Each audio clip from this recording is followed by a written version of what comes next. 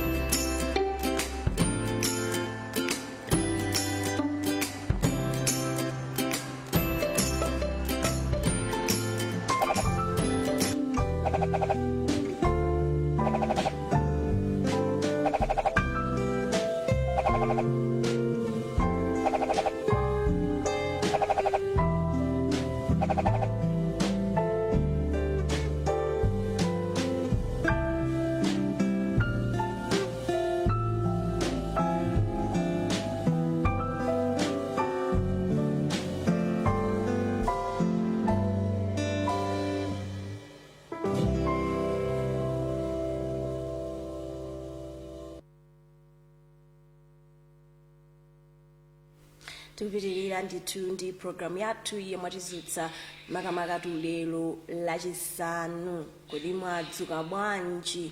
Kodi muli bwanji? Tu pamene mukukonzekera ndithu kuti kodi lero mupanga zotani? Kodi lero mukathamangira kuti kusaka ndalama pa tauni pano.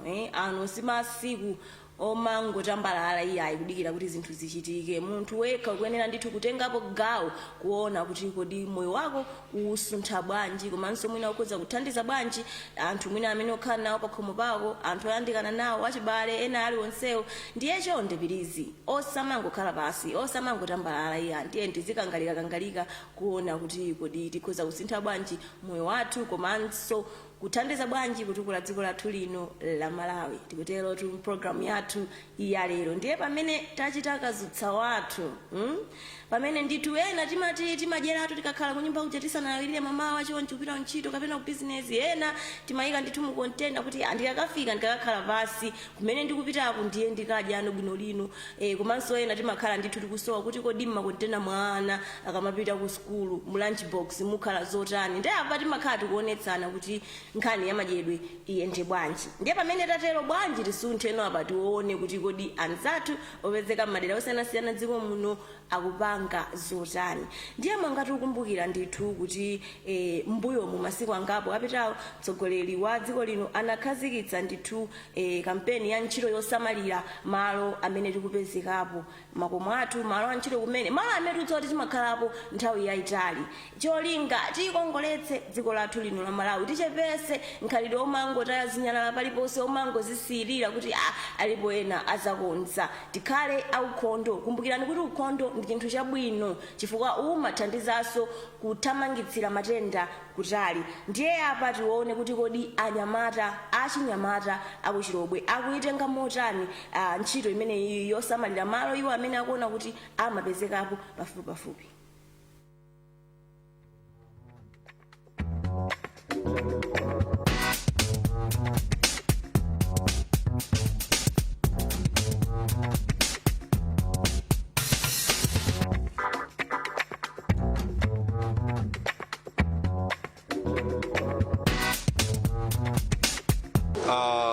Steve Kondowe, founder wa Kaso Youth Organization, bungwe la chinyamata limene tili ku Green Corner mmuzi mwa Bismarck 2. Tinachiona chabwino lero likunena kuti monga president apanga introduce National Clean Up Day.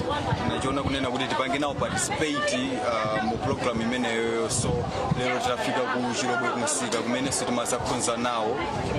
Taenda ndithu musika mu Chirobwe munomo takhonza inde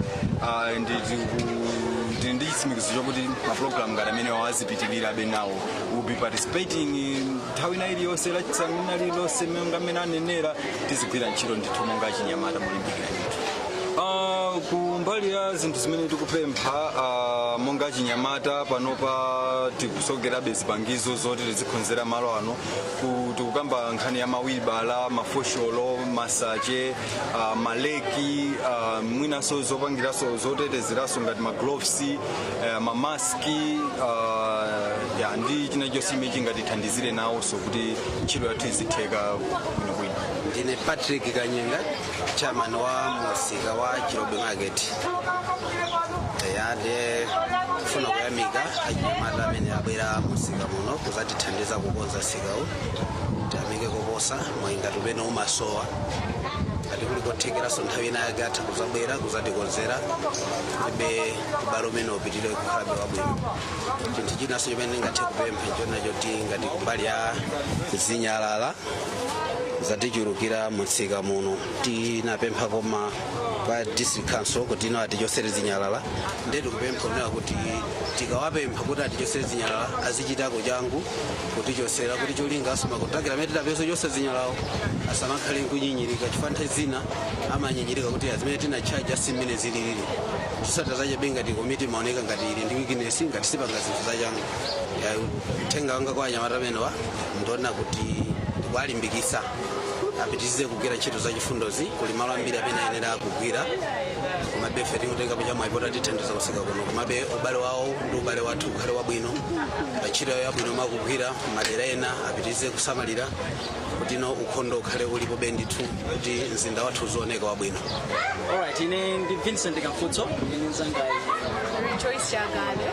Yeah, tili malo ano thokoza president athu amene ayapanga chinthu chimene kuti ife tisamala misikamu kuti msika wathu uzooneka ukongola kwambiri. Muzi wa nthawi ino njavula makoera matendo osiyanasiyana makhazi kuda kuchulukira ndi zimene zithandiza kuti tikakhale opewa matendo Ya ndikuthokozanso nyamata anzanga amene abwera malo ano azipereka mawa uno kuzuka mama kuzafika ano kuti sakasamale malo ngati ano ndikuyamikaso enanso tikuyamika kunena kuti ngati angafune kuti angakomena onso kumene kuti tizendani limodzi tizisamala mtawuni yathu chinanso yachiwiri chonena kuti amene akufuna ndafunso kuti tizigwira nawo ntchito limodzi atha kutipeza kuti tizigwira nawo ntchito limodzi tisamala misika yathu kuti zibunikonso kuti tizipewa matenda ambiri amene ananena anzanga Joyce Chakale.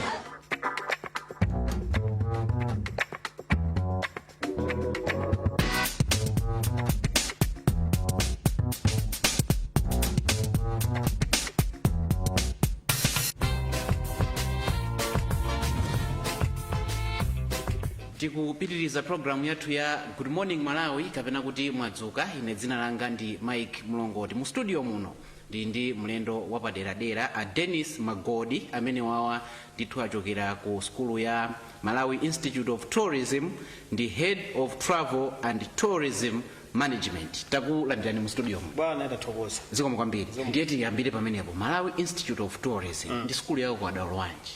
MIT ili ndi imachita zambiri. Mwina anthu amangoziwa mbali imodzi okha. Koma mukationa ife MIT mutiona kuti mwaona anthu amene amagwira ntchito mahotelo, mwaona anthu amene amagwira ntchito ma airline business, mwaona anthu amene amagwira ntchito kuma tour company kapena ma safari company, mukuona anthu amene akugwira ntchito kuma travel agencies. Ndiye na onse amene mwaona kuti akugwira khala pa reception mabanki kandi kuti ndi MIT imeneyo. Ndiye inuyo Magodi ndimangomva nkhani yokhudza intake chani pakati pa of course nkhani za covid izi zimakhala ngati za skuluzi zinakhala ngati za ino. Kolona Mwabwera ndi nkhani yotani ino? Tafuna tiwaziwisa Malawi kunena kuti tabweranso monga madekambira poyamba kuti ife sife alendo. Tabweranso ndipo tikufuna tilengeze kunena kuti chaka chamawa skulu kwa anthu kuti afuna ayambe amene ali ndi chidwi afuna ayambe abwere. Imene tikunena kuti 2021 January intake. Ndi cholinga chimene tabwerera pano kuti tauza Malawi. Dongosolo ndondomeko imene ichitike nokuyambira pano. Chabwino. Ife tikupezeka madera onse atatu. Kapena zigawo zonse zitatu za dziko la Malawi. Ku Blantyre kunoko akatipeza ku Alendo Hotel. Kapena pamene tikuti Malawi Institute of Tourism campus. Tikapita ku Lilongwe tili ku Lingazi Inn. Kumene kujakonso tili ya MIT manager. Komanso ku BICC, between BICC ndi Parliament, Chinese Village, pamene pali campus. Akapita ku Nzuzu, akatipeza ku Nzuzu Lodge. Ndimene tikupezeka. Ndiye tikufuna tunena kuti amene ali ndi MSCE, amene ma credit awiri MSCE kapena ma credit atatu, including English, amene ndomene tikufuna kuti atani kuti abwere. Akuyenera kuzatenga fomu malo amene ndatchulaja kandi ku Lilongwe kandi ku Nzuzu kandi ku Blantyre apita akatenge fomu. Fomu yathu ndi 5,000 Malawi kwacha. Tingosimikiza kuti imene ndi non-refundable. Simuzatipasa ndalama imeneyo pamanja koma muzakaperekera ku banki. Ndipo fomu imeneyo kulongosola imene munthu angatani angapangire apply. Fama courses onse amene tikunenawo ali pamene popo. Ndithu. Ndiye anthu achita access form atachita deposit 5,000 zinthu zijafira. What next? Pakala ma interviews Mungu wayuza kuti basa adzayambe pachitike ndi chani? Chabwino. Timaonesesa kunena kuti tifuna tipeze anthu oyenerera. Tipondepo funa kupeza anthu oyenerera timagwisa ntchito ma interview. Cholinga chenicho chonena kuti tikufuna anthu amene angakwanise kugwira ntchito imene iyo olandira alendoyi mopanda vuto lililonse. Sizimakhala zovuta. Timangofuna kuti munthu uja azalembe nawo oral interview, amene azalembe nawo what we call written interviews. Komanso akamaliza written interview timakhala ma oral interviews face to face kuti tingomva kuti kodi munthu uja ndi chibidi akuziwadi kuti tourism kapena hospitality ndi chani. Ndithu ndi ma interviews amene wawa ali motere ku Blantyre kunoko azayamba pa 30 November tizapanga pa 30 November ndi pa 1 December ku Alendo Hotel. Chigawo chapakati akatipeza kulingazi ini. Kulingazi ini ma interview akakhala pa 2 December komanso pa 3 December. Chimene ndi chigawo chapakati. Chigawo chakumpoto Northern Region amene wa anthu amene wakatipeza ku Mzuzu Lodge nkumene mapangisa ma interview pa 4 December. Nkumene akachite zimene akamba zija kuti akayenera kukakhala nawo pa written interview komanso oral interview. Tikamaliza ma interviews pa 4 December Monday lake mpamene timatumusano malizasi timakhala kuti tatolera data yokwanira tili ndi ma contact ya anthu aja timayimbira sofoni kuti mwachita bwino ndipo skulu mukonzekere mukuyamba sekula kuti ndi imene timayendera njira yathu. Ambiri atuluka kumene ku secondary zaka zimenezi ena anali osimidwa kuti ine career yanga ndisankhe yotani pakali pano mukufotokoza muchidwi chitikale kuti ineyo za tourism ndimazifuna za catering ndimazifuna. Nkhani yokhudza fees mwina mulo masuka kwafotokozera ndi kuti fees yanu malipira motani kapena mamudaliriza makhala otani. Ifeyo tu ndi I should say institution ya Malawi 480,000 ndikuti azingophunzira chaka chonse. Akazati akupita so iye chaka yachiwiri 480. Kaperekedwe kake kamakhala kotani. Timazinena kuti ifeyo ngati munthu alibe ndalama yodakhoza kupereka yonse pakamodzi siku limene akupanga registration. Timanena kuti at least munthu chakhale ndi half ya fees which is 240. Ndekuti amene uchatengedwa ayamba nawo kuphunzira popanda vuto linalilonse. Ina yazipereka pang'ono kufikira nthawi imenso institution zanena kuti apa mmalizisani fees yanu icha. Koma we are very flexible and ma fees athu ndi abwino ndithu. Tikupita kumapero kwakucheza kwa anthu amene angafuna kudziwa zambiri angakupeza ndi manambala akhoza kutipeza pa 092 5 821 866.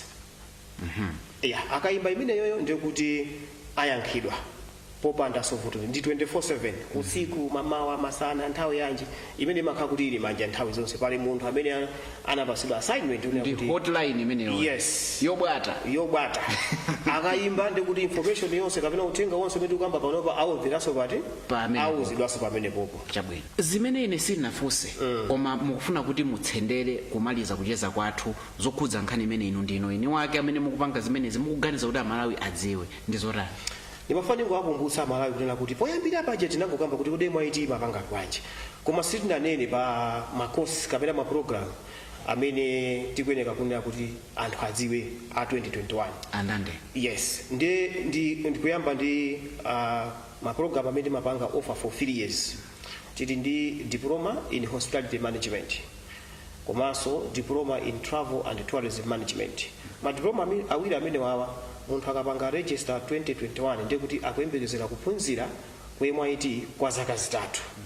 Ndetili ndi ina imene pakalepo timayitchula kuti food production koma chifukwa chakusintha kwa zinthu tinasintha syllabus yathu curriculum yathu ndi tikuyitchula pano kuti professional cookery ndicho linga choti tigwirizane ndi anzathu ena amayiko ena.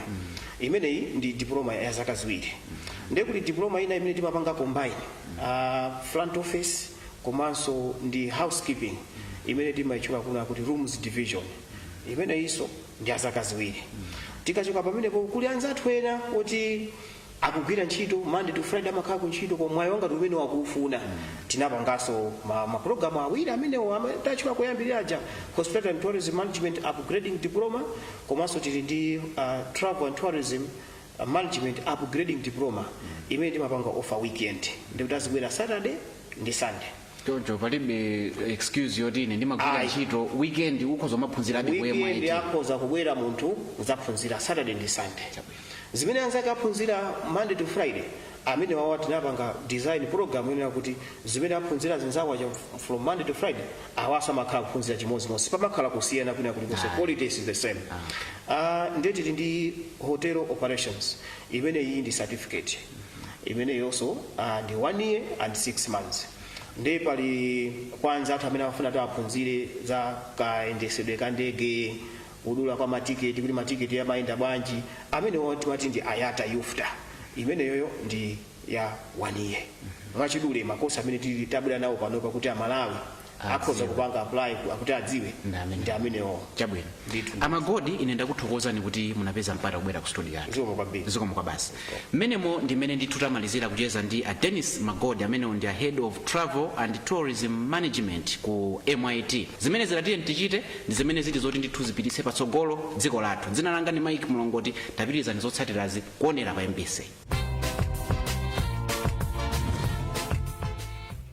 Mene mawatondi mmene ndithu tikupangira program yathu ya lero yamwatizutsa makamaka lero pa 27 November chaka cha 2020. Pangosala ndithu masiku owerengeka tikachita masamba mepopo masiku ndi owerengeka kuti tikwangule chaka chimenechi cha 2020 kodi inu chakachi chakuyenderani motani. Madeti ngati ano ndi amene ndithu timakhala pansi kuzifunsa kawiri katatu kuti kodi ndapanga zotani muchakachi.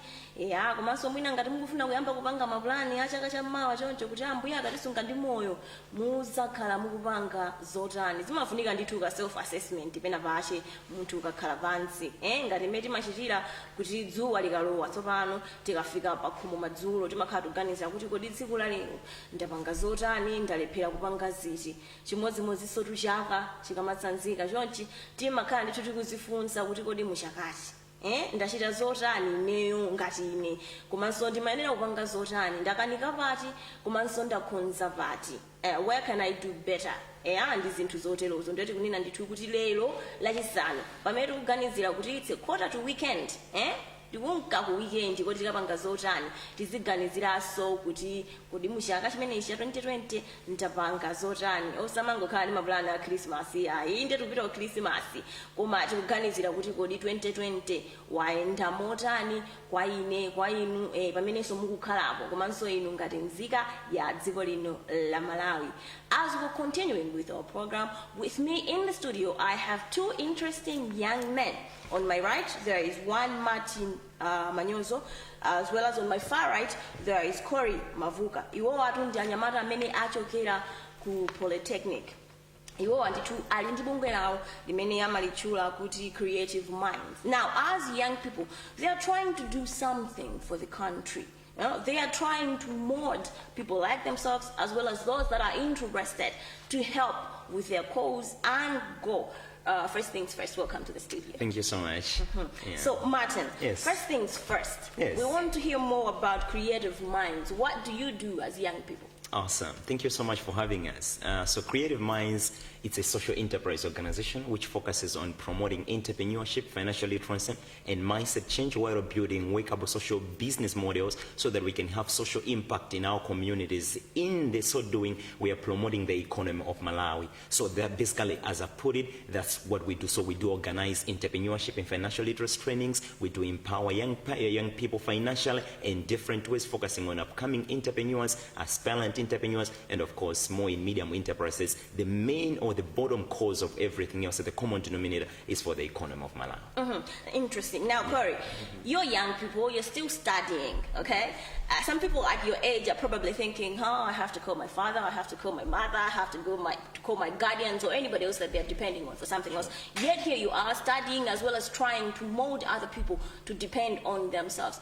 Does this not affect your studies as well as your everyday lives? No, the key is time management. You know, you have to set the schedules for everything else. Like say, you want to do school stuff, you have to do school stuff, and then you come back to the social enterprise business and stuff like that. You know, so it's like it actually sharpens our minds. Too, you know, like since we meet a lot of people, we know we're like. Working, you know, we're like exposed to the real world, you know what I mean? So yeah, it's actually a good thing. Okay, so in a way, you guys are like, I don't know, motivational speakers. So you know when you go on social media nowadays, you hear how, I'll give an example, just these memes that go flying around, okay? You know how somebody just say, I started my restaurant with 1 grain of rice. I'm just trying to work. So is this all talk or it's really happening and you're actually seeing impact, Corey? Well, like yeah, I'm seeing an impact actually. Yeah, it's we're not motivational speakers actually per se. You know, we are social entrepreneurs. We are trying to teach people the skills, the real skills. We're not just about like talking about stuff like, yeah, you have to do this, like motivating people, like you have to go there, you have to go get it and stuff like that, without real, without giving out the real information. You know what I mean? So like we go out there telling people how to do the actual thing. Like let's say you want to do business, we go out there and then telling people like, this is how you do it. Like this is how you do a business plan. This is how you pitch your business to people, to other people, stuff like that. So yeah. Yeah, true. That's what I was trying to say. Like, are you just talking? Because sometimes people really think you have to have an actual experience to be able to talk about something or to be able to teach somebody. You can't just wake up one day and say, okay, I think today I am going to do this or do that for somebody. You understand? So is what I was trying to say, that are you just going out there and saying, okay, young people, sit here, so we're doing this, that, because we have thought, you know, after studying. I mean, you just don't have to study, you have to actually experience it, right? Yeah, sure. So you have gone through something like that before, you know, you start teaching someone else. Okay. Thing is, we have experienced people backing our Your course, goal? Yes. our course and stuff like that. So like, if you want to tell people like how to do a business plan, we go to someone else who's done the business plan before, and then tell them like, Sarah, can you please, or Madam, can you please teach our audience how to do a business plan, you know? So that's how we do it. Yeah, sure. All right, so creative minds. Now, I'm with you, Martin, because I feel like you want to talk so much. Definitely. That's very true. Okay, so we're talking about this training that you're conducting. Yes. Young as you are, you tell me about the training, but young as you are, because sometimes I look at you and I think, he's my age, so I can't do this. You understand? Yeah. I look at him, I mean, if I was to talk in Chichewa, I would go like, listen to me, you know? That's true. What's happening? That's true. What's happening with the training that we're talking about? Definitely. So as you have put it in, as Corey has already said, we are having an entrepreneurship and financial literacy training, and that is this coming Saturday on 5 December at Crossroads Hotel in Longway. So this is an entrepreneurship and financial literacy training where we are having 6 main experienced business gurus or main 6 local entrepreneurs who are running their own successful enterprises here in Malawi. We are talking about the likes of Dr. Napoleon Zombe, who is, for example, the founder of Ntalimanja, one of the big guys here in Malawi, one of the billionaires, of course, I should be honest. We are having Sachiso Thompson, who is the CEO of Sky Energy Africa, the only #1 Malawi-owned energy company here in Malawi. We are talking about the likes of Sir Innocent Makonde. We are talking about Sir Kayakangi, who is a business person, Komanso. He is also an author. We are talking about Madam Kellen, who is a social entrepreneur. And of course, lastly, we are talking about Madam Gift Mashiri, who is a consultant. So all this stuff, we are having it this coming Saturday, which is on 5 December at Crossroads Hotel. Now, who are we targeting? Really, we are targeting people, #1, who are aspirant entrepreneurs. These are people who they are not yet in business, but they've got a desire. I would like some time to go in business, but they just don't know how. Maybe they don't have the capital, or else they don't have the knowledge or the skills. So #1. #2, we are having upcoming entrepreneurs. These are small and medium enterprises. They're running small and medium businesses, but they would like to scale up their businesses or else grow their businesses. So these speakers will be able to help them on how best they can do that. And lastly, we are also having or targeting people who are established business owners. They've been in business. We are talking about the likes of Dr. Napoleon Zombe. He has been in business for years. He is running huge entities. He can help them. You are established. How best can you even scale up at an international level? And lastly, we are focusing on people who just want to be financially independent. That's why there is an element of financial literacy. So we are talking about entrepreneurship and financial literacy. So financial literacy, we're talking about people, they may not want to be in business. They are working and they love it, and that's okay. Not all of us, we can go in business, but some they are working, but they just want to be financially independent. How can they be financially independent? They're not running out of money. So basically, that's it about our training, and it is on next week, 5 December, at Crossroads Hotel. Martin, I'm sensing you can talk an entire day, yes, but time is really in our yeah, side, I understand. so we have to wrap up our Yes. conversation this morning for another day. Yes. So, what are your parting words? I'll start with Curry. Yeah. My parting words. Well, Malawi is a developing country, so this is a chance whereby people can start getting into business, you know what I mean? So we have a lot of business opportunities, so I'd say that this training is really a blessing, and it's come at the right time, you know what I mean? So yeah, sure. So you don't talk much like that. Okay, Martin, how do you say bye to us this morning? Definitely, I should first of all help them on how best they can get themselves registered for this training. So you can get yourself registered for this training, entrepreneurship and financial literacy training, by contacting us on 099 4462 406 099 4462 406. Our email is creativemind0108@gmail.com. Our Facebook page, Creative Minds, you'll be able to find us. So my last words as I'm concluding here is this training is a huge opportunity for us, because as Malawi, a developing nation, we really need to develop ourselves economically, and entrepreneurship is one way to go. So if yourself, as an individual, you ask yourself every single morning you wake up, how much am I adding to the economy or to the GDP of Malawi?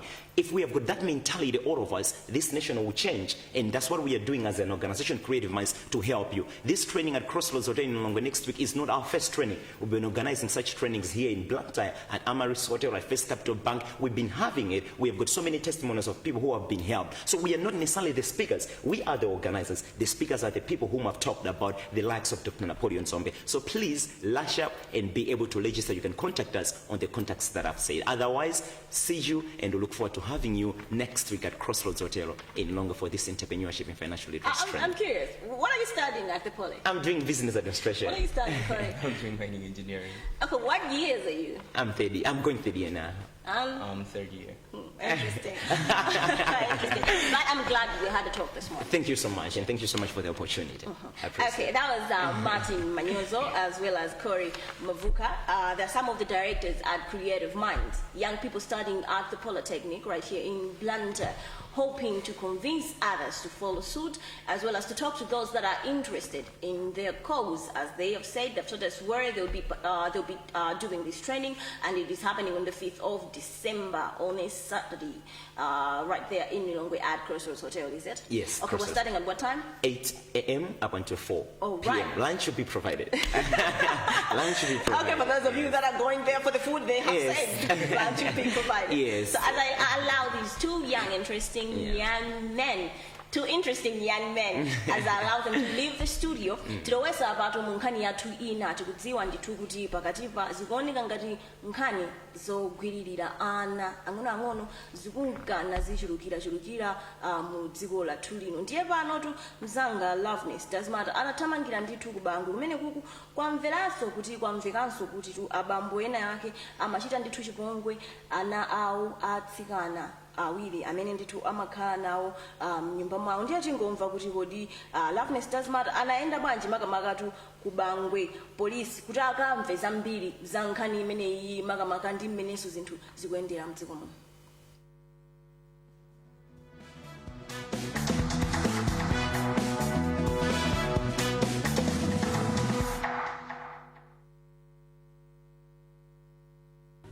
Nkhani tu zokuti mwana kapena mayi kaya atsikana agwiriridwa ndiye tikuzimva ndithu zili posepose, mawayilesi, ma TV, ma newspaper, social media zikuchulukira.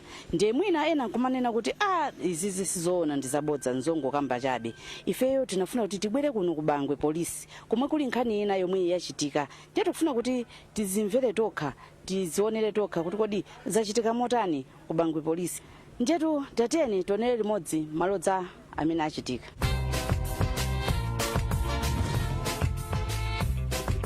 Mlongo wathu anakwatibwa ndi mamuna wina wake amene ndithu ali wakumulanje. Chimene chinachitika anamutenga mkazi kaimwe ali mlongo wathu mwakakhala naye kuchirobwe. Kuchirobwe kuja anapezeka kuna kuti nkhani za lockdown izi anasamuka kupita ku Mozambique. Anatengana ndi mkazi wake. Atapita ku Mozambique kuja akhalako ndithu nthawi yayitali. From there, pamene last week timazamva kuna kuti akubwera kunoko ku Malawi ndi kuzasiya mwana. Mwana amene anamutenga kupita naye ku Mozambique ku. Komano kunoko ku Malawi mena mankwatira mlongo wathuyu anampeza lindana awiri omwe ali asikana, wina wa 15 years, wina ndi wa 10 years. Nde akumena machoka kuno anamusiya mwana mmodzi emwe ali wankuluyu, anatenga wang'onoyu. Atafika Mozambique kuja akhala nthawi yonseyi. Friday ndi pamene sopano munthu jana zemba foni mamunayo kuti akubwera kunoko ku Malawi akuzamusiya mwanayo wang'onoyu amati akufuna kuti wamkulu amene ali kuno azamuone mphwake. Atafika kuno kunazapezeka kunena kuti anazayimbira foni kumudzi kuja anafunsa kunena kuti kodi mkulu zioni ali kumeneko, ndene kuja anankoti ali kuno ali ku Bangwe. Atafika pa Bangwe anayimbira foni kwa mayi ku Bangwe. Atayimbira ku Bangwe kuja anauza kuti mwana yodi ali kuti mwana ali kuno. Ana iyo anauza mayi kunena kuti mumuuze mwanayo abwere pano pa Bangwe pakona abwera zaonane ndi mphwake kuti amuone ine ndikuchoka ndikutalikira ndipanga zina. Mayi anakakamiza abambo aja kuti apite ku Bangwe konkuja akacheze mwana uja ndi mphwake uja mumasuka. Abambo aja anakanika. Zinde zidachitika zimene zija mulongo athu wa ku Mozambique uja anazayimba foni kunena kuti abwera kumeneko kumachonde. Akabwera kumeneko mwana ine ndikudabwapo kutheka kuti mwina mwake timakayikira kuti mwina mwake pali nkhani za masenga mwina mwake anapita naye kwa sing'anga fa mwana amadwala komanso madandala kwambiri m'mimba. Ndi ambo akafika kumeneko mwakakamize kuti bwino ku Malawi mwana mpite naye ku chipatala. Ndefe kunoko poimva nkhani ija ndi pamene mayi amanena kuti iyayi tikoza kwakakamiza abambowa kumanga tachitadi kuti mwina mwake pali chinachi chimene apanga zokhuzana ndi masenga. Ndiye kuti abambo akhunza kusintha maganizo kapena mwina osabweranso ndi kuthawa. Ndiye tinapanga pulani yonena kuti kunoko abambo aja mwana tinamutenga kupita ku polisi. Wamkuluyu wang'ono ali ndi bambo ake. Ndiye pamene paja tinazapezeka kuti tinakauza apolisi anapita ku malo kumene kunali ndi nsikana uja kumene ali mbambo aja. Apolisi ndi nsikana uja analondola mwina abambo akewo. Abambo aja anakumana ndi nsikana uja. Atakumana ndi nsikana uja anacheza pamene paja. Apolisi aja ndikumuzinga munthu uja ndikumugwira. Anamutenga mwanayo ndikubwera naye kunoko ku Bangwe police station. Atabwera naye kuno mwana uja apolisi anatuza kunena kuti irozi la mulungu.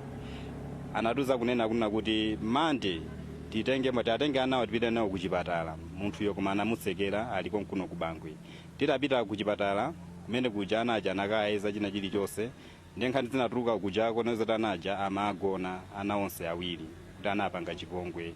Ndi malizasa amene atuluka kuja tukakuti ana onse aja ndoti ali affected. Ndiye pano pa nkhani yake ndi imene ndithu tili kunoko ku polisi. Zonadi tikoza kutsimikiza pano kunena kuti ife ya polisi makamaka pano Bangwe polisi tagwira amene wa Amos Kumbani amene ndi azaka 34 ochokera mudzi mwawabu tiye Juma boma la Mulanje. Amenewa tawagwira powaganizira kuti akhala akugona ana awo awiri. Winayo wa zaka 15 komanso winayo wa zaka 9. Kutengera ndi kafufu kwa mita chita waposi chidwa paya. Zasonyeza kuti bambowa amene amakhala kuno ku Bangwe akhala kuchita mulandu kuchokera 2018 kufika pano. Ndipo uthenga utatipeza ife monga apolisi kuno ku Bangwe. Apolisi athu makamaka a CID andathamanga kusakasaka bambo amene. Ndipo pamene tikunena pano pamene tikunena kuti amene itamugwira akaonekera ku court posachedwa pompa. Amene iwo apatsidwa mulandu wa wogona ndi wana pa Chingerezi timati defilement omwe ndi wosemphana ndi gawo 138 la malamulo a dziko lino. Ndipo menda nenenamo kunena kuti nthani aliyonse kuchokera pano ameneyu akaonekera ku court kuti akayankhe mulandu umeneyo. Ifetu kubwera kuno kuchifukwa kuti nkhanizi zikuchulukira ma social media munde mosakamba. Yayi uku zibambo wina wagwirira mwana, yayi wagwirira nzimayi, wagwirira nsikana, kufika pokutena yayi wagwirira nkhuku, yayi mbuzi, galu. Zikuoneka kuti zafika pena pake. Nchifukwa kuti mati mwina nkutheka anthu ena sakudziwa. Akumaona ngati zikamakambidwa ndi nkhamba kamwa chabe. Timafuna mutitsimikizire inuyo ngati alimbe polisi. Chigawo chanuchi mukulandira milandu yochuluka bwanji panopo chifukwa zikumamveka ndithu ngati kuti zikuchitika pafupi. Komanso mkuona kwanu mukuona kuti zikuchitika zimezi chifukwa chani?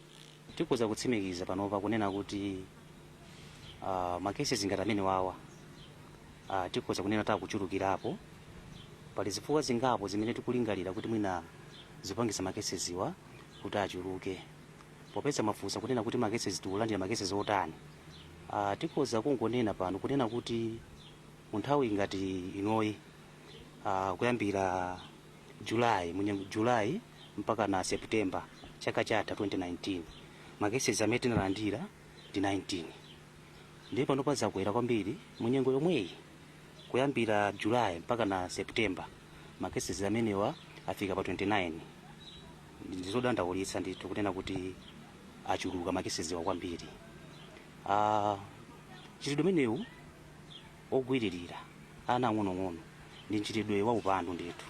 Ife apolisi ntchito yathu ndikuonetsa kuti titeteze ana kuti tsogolo likhale lowala. Nawo zikamachitika ngati zimenezi ife zimakhala zotikhudza kwambiri. Ndipo pamene tikunena pano ife monga apolisi sitikukhala pansi ayi. Tiyesetsa kuonetsetsa kuti mchitidwe umenewu uchepe. Choyambirira tili ndi anzathu nthambi yathu ya community policing. Anthu amene sakukhala pansi maofficers athu akuthamangathamanga midzimu kukumana ndi mafumu komanso kuyenda m'masukulu mosiyanasiyana kupereka uthenga onena kuti aliyense amene akuchita mchitidwe umenewu adziwe kuti chochitikacho ni mulandu.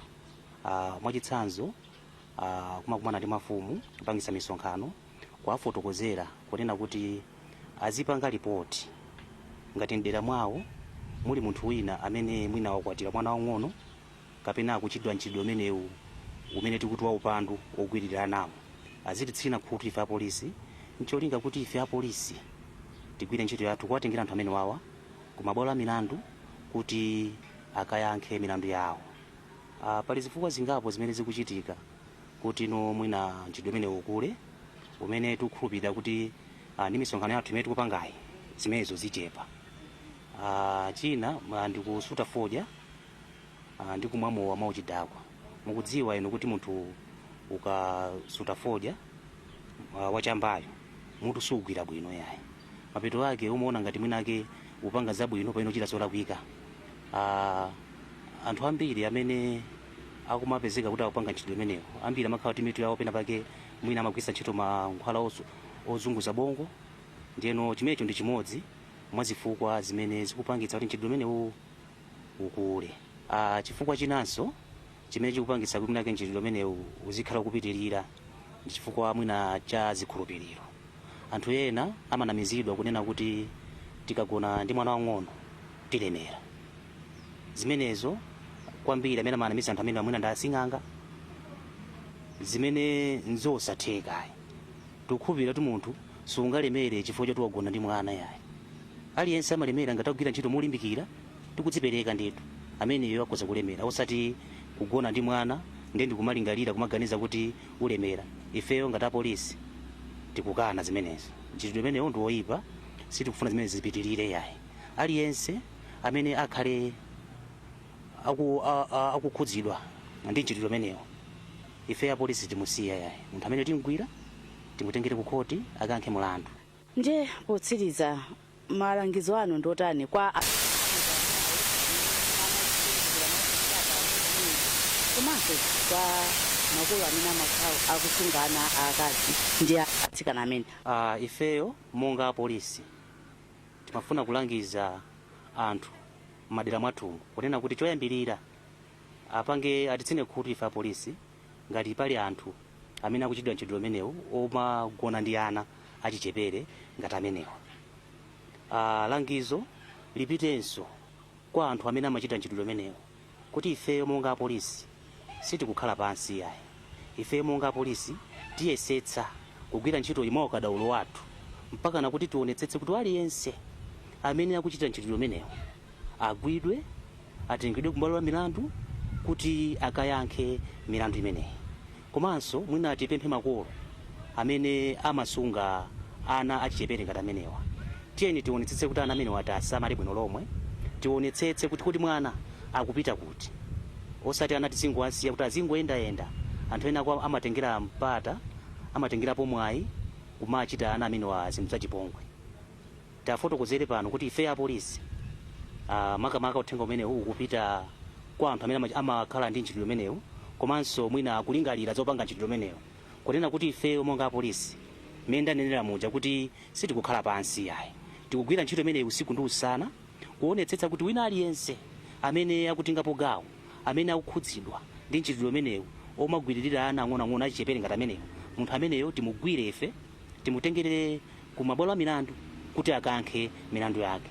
ndi zimenezotu zomwe tinakutengerani zokhudzana ndi nkhani ya kugwiririra ana munthu ana ake omwe ndi ma step daughters koma ndi ake ndithu amene amalera ana amkazi wake kumagona nawo ana ang'onoang'ono wina wa zaka 9 wina wa zaka 15 imene mwawo ndamucha nkhani yomvetsa chisoni kwambiri ndipo monga amene afotokozera apyerawo aja chenjezo ndithu anthu akuchita ntchito imeneyo komanso makolo ine ndipendi makolo asanga tiana akaziwa tsetsa kuti mwana akucheza ndi ndani amakuseka ndani amapaka chani chimene ngapange ndikucheza nawo pafupipafupi anani pawo ndikumamva kodi tsiku lawo bwanji apangani ngati mwa tsiku amene amawasekerera kwambiri amacheza nawo ndi ndani zinthu ngati zache zikhoza kuthandiza kuti anachi azidziwa kuti ineyo ndisamakonde kusewera kapena kucheza kapena kulankhula ndi anthu akuluakulu ngati awawa komanso nchomvetsa chisoni kuti kholo ndithu ndimene likuyambitsa kodi tidalira ndani ngati kholo lolera nawo likuyambitsa kuchita chipongwe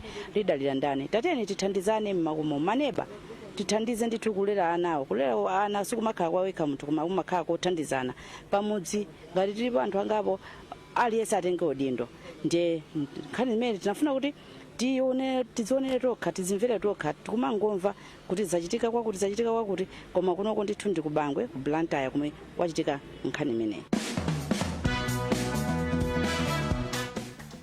kumakhala ndi umunthu pali nkhalidwe wina wake tu even munthu usadayambe kuchita nkhalidwe umenewo kenakache ndithu kazikugunda ndithu mu mtimamo kamakhala kukuuza ndithu pena pache kuti komatu izizi sizabwino ngati zikumveka kuti izizi sizabwino ndiye kuti sizabwino tiyeni chonde ndithu nkhalidwe umenewu omachitira nkhanza ana ang'onoang'ono si wabwino iyayi tizileke zimene zizi chonde sinkhalidwe wabwino tichepetse ndi ana ang'onoang'ono tikuwaonongera tsogolo tikuwaonongera zinthu zambiri tiyeni malo moti tiwachitire nkhanza anawa bwanji tikhale tikuwalimbikitsa kusukulu bwanji tikhale tikuwalimbikitsa kuti nawonso aone kuti kodi moyo kani umakhala bwino chonchi akapita kusukulu wazakhale ana ndithu ozidalira okha ana oziyimira pa okha chifukwa chani chifukwa akudziwa ndithu kuti ali ndi makolo amene ali responsible ali ndi makolo kapena maguardians kapena owayang'anira amene akudziwa ntchito yawo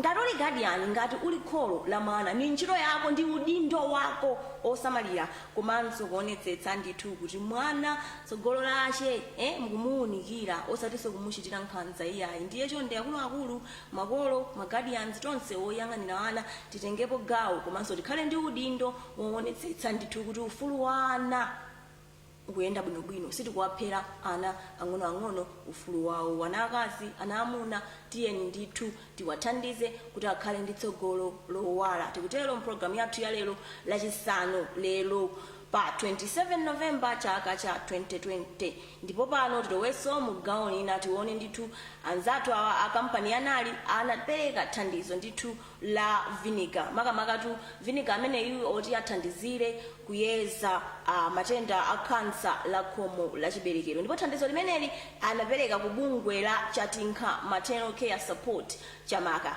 konkuno ndithu mu mzinda wa Blantyre ndetiye tione kuti kodi ali nafe usiwasiwa anaenda bwanji umeneko.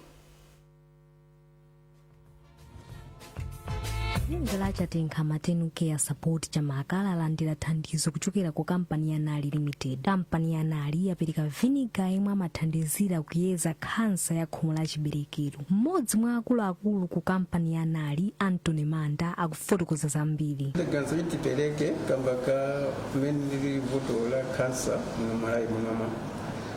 Tuganza kuti pantame tukupereka thandizo limene lili anthu ambiri apeza chithandizo.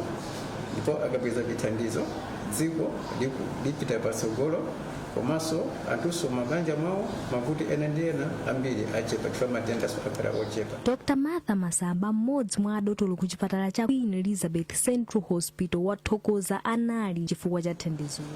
Ifeyo ngati kuno ku maternity ku Queens ndife okondwera kwambiri chifukwa cha chithandizo chimenechi ndi chithandizo choti chafika mu nthawi yake. Monga mukudziwa kansa ya khomo la chiberekero ndi kansa imene ili yochuluka kwambiri pakati pa amayi a msinkhu wobereka kuno ku Malawi ndi khansa yonena kuti ikupha amayi amene akanayenera kukhala moyo ndi kumasamalira ana ndi kumagwira ntchito za chitukuko kuti dziko lathu lino litukuke. Timagwiritsa ntchito vinegar poyeza kuti tione ndi kuunika ngati pali zizindikiro zilizonse za khansa ya khomo la chiberekero. Ndipo zimene atichitira anali potipatsa vinegar ameneyi ndi zinthu zoti ife zatinyadisa kwambiri, zitipatsa mphamvu pamene tikugwira ntchito yothandiza amayi kuwapima ngati ali ndi khansa ya khomo la chiberekero. Pali njira zingapo zimene zimatha kugwiritsidwa ntchito kuyeza khansa ya khomo la chiberekero. Njira imene ifeyo timagwiritsa ntchito ndiyongogwiritsa ntchito maso kuyang'ana. Ndiye vinegayo timamuyika pa khomo la chiberekero, timadikira padutse mphindi imodzi. Pakadutsa mphindi imodzi timayang'ana ngati pali zizindikiro za khansa ya khomo la chiberekero pamasinthika pa khomo la chiberekero lija. So kutengera ndi mmene khomo la chiberekero likuonekera zimatha kutithandiza kuti tione kuti kodi pali zizindikiro zilizonse za khansa ya khomo la chiberekero kapena ayi. Ndi vuto lalikulu. Pali nthawi zina zomwe zimatha kupezeka kuti tilibe vinegar, mwina chipatala sichinakwanitse kutigulira mu nthawi yake. They've been pakhalako nthawi zina zoti mwina anthu achita limodzi ngati mu department muno nkutenga ndalama zathu za mthumba kuti tikagule. So ndi vuto ndithu loti limachitika. Mwambo olandira thandizoli unachitikira ku Queen Elizabeth Central Hospital mu mzinda wa Blantyre. Ndithu zimenezo zimene tinakutengerani programu yathu ya lero ya mwatizutsa makamaka lero lachisanu pa 27 Novemba chaka cha 2020 pamene muganizira kuti kodi lero tsiku lanu liyenda bwanji, komanso ndidziwa ena afika kale weekend kuona kuti kodi weekend imene yathamanga bwanji. Ndikunenatu kuti zikoma kwambiri kuti tinali limodzi pa nthawi ino ya mmawa. Ine dzina langa ndi Jacqueline Katokola, ndikufunireni tsiku lopambana.